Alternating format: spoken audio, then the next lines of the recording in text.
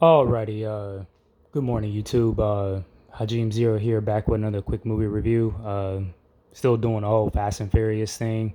This is Furious 6, and hopefully I get to cover a lot of points because I realized with the fifth one I didn't talk about some, but I might bring it up here between, Fast 5 and then Furious 6.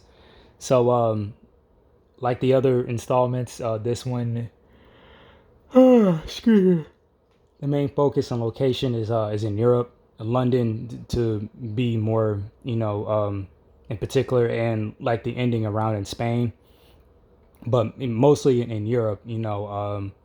Personally, I kind of knew as soon as they went to Japan and South America, I knew it was a matter of time before they go to Europe. Still waiting for them to go to Africa. All the off road terrains and stuff that'll be there.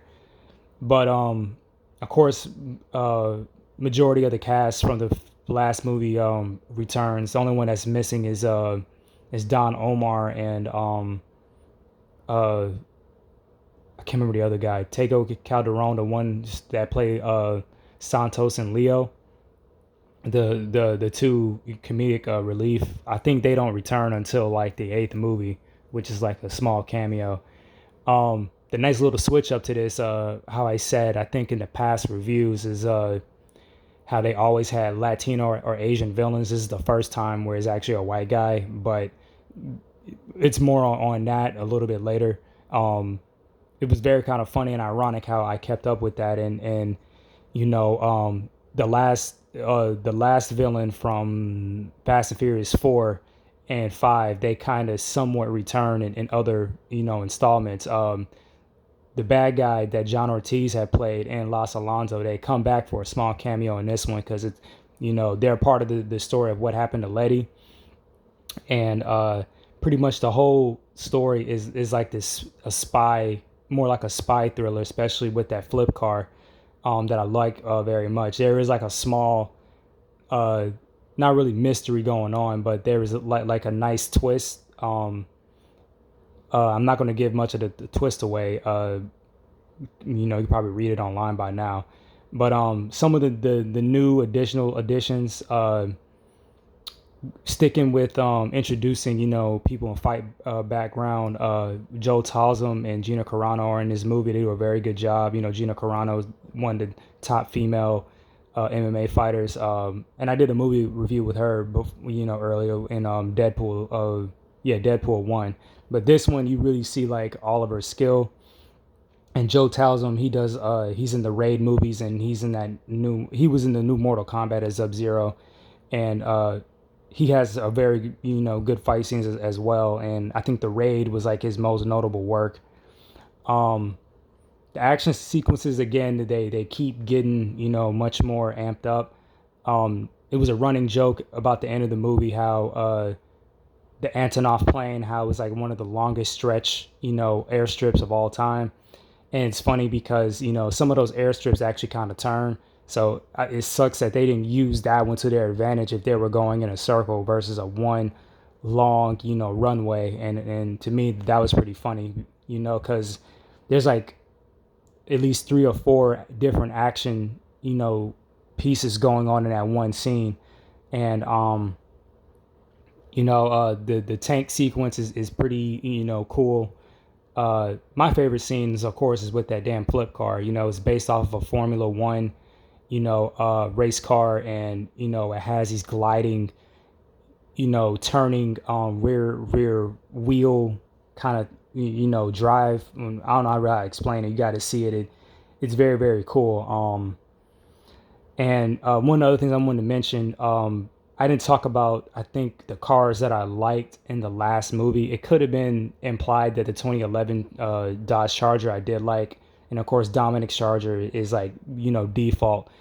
The flip car is pretty much the only one I really like. The Jensen that Letty drives, it has like a European American kind of look. It's an interesting looking car. The car that I did hate the most was the one that Dom drives, which is the '69 Daytona. I think you just saw it a few seconds ago.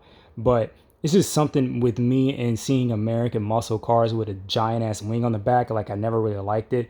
And make it even worse, I don't like the color red. But the cool, interesting thing about the car, what they said was, it was actually banned. It was made specifically for racing in Daytona. I think it was banned like in 1970 because the car was so fast, and they said it went well with Dominic's character because he was banned from the track as well.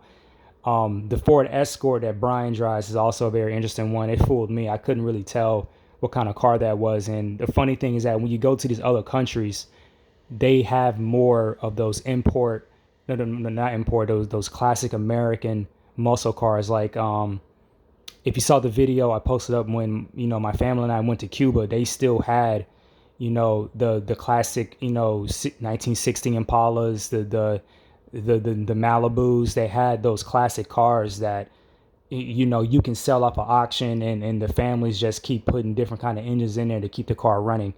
And the dope thing in the eighth film, they do go to Cuba. I actually was standing on the spots where they shot some of those scenes, but I don't have the eighth movie yet. So, depending on, seven will probably be my last one for a minute that I'll review until I get more money so I can buy out the rest of those films and watch them and do a deep analysis. But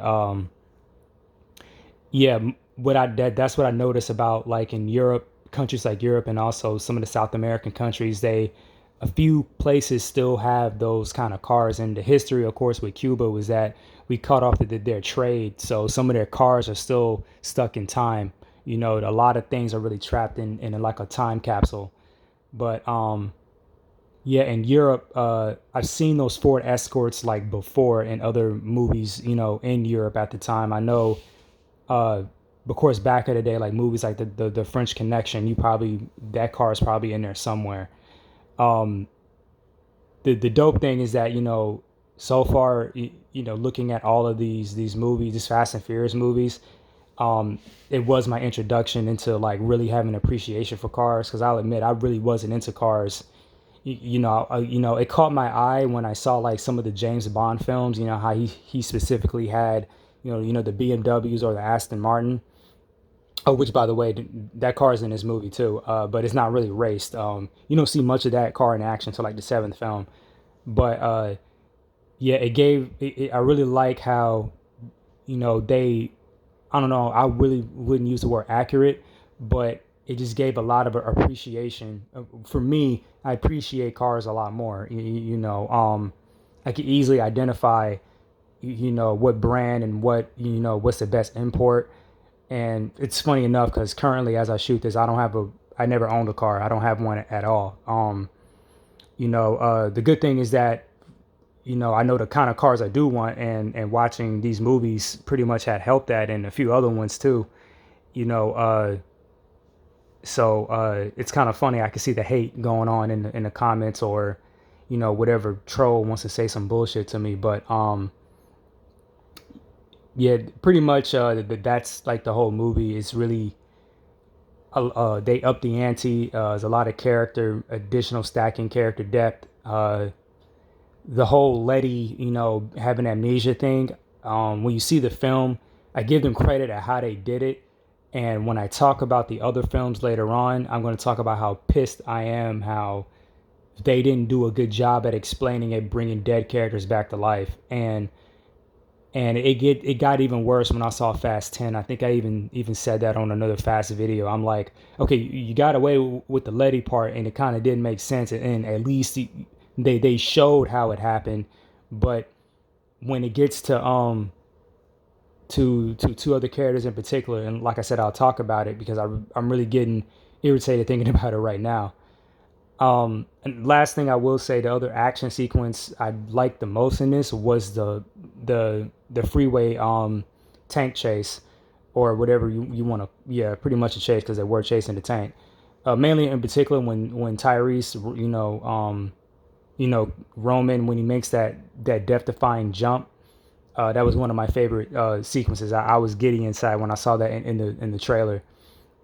And the funny thing about that sequence, they originally were going to do it in the city of London.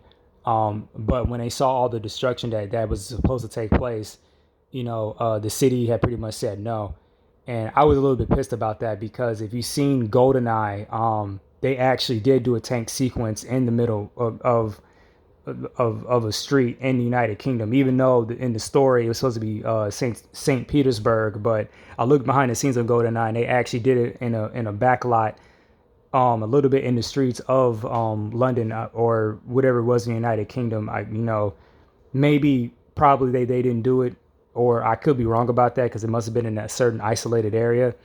But yeah, Justin Lin, yeah, he was stating how at first he was disappointed, and then they had scout located, and then they saw that freeway that hadn't been open yet, and they allowed them to shoot the movie there, and do all that, destruction and action, set pieces. So that's pretty much all I have to say for this review. Again, like, comment, share, or subscribe, and yeah, that's pretty much it. Peace.